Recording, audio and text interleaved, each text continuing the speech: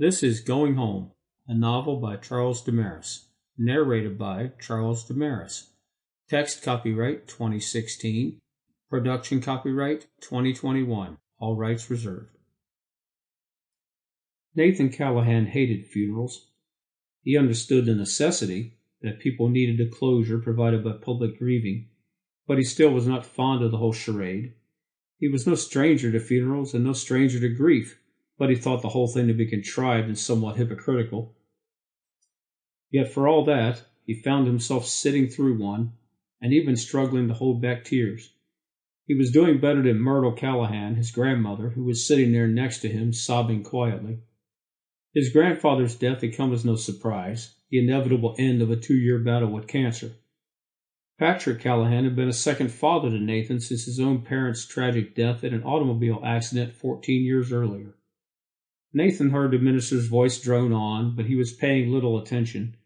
He knew by heart most of what he was saying, the same sort of drivel you heard at all funerals, words meant to provide comfort and little else. He knew the words were true in this case. Grandpa had served God faithfully his entire life, had been an example of integrity that anyone would do well to live up to. The last funeral he had attended was pretty much the same scripture readings, the same songs, and most of the same sentiments. He had only been 14 then, and that experience was much harder to take. He could remember the day too well, though it was half his life ago. His parents had gone out to celebrate their anniversary, and he had the house to himself. He had gone to bed only to wake up at 2 a.m. to the doorbell. He remembered the hangdog look on the police officer's face, and the catch in his voice as he told Nathan that his parents had been killed by a drunk driver on the way home.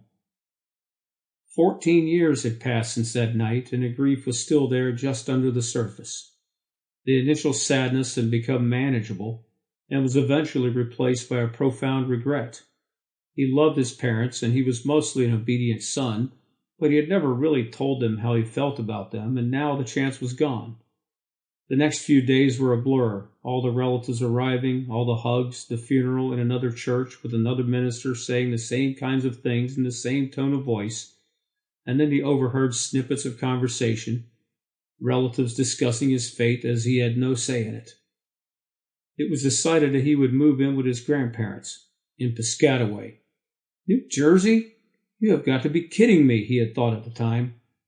It was a hard adjustment at first, but he soon settled in. His grandparents did everything to make him feel at home, including giving him the space he needed. He had always been close to his grandparents, but now their bond was formed by a shared grief. Sample complete. Ready to continue?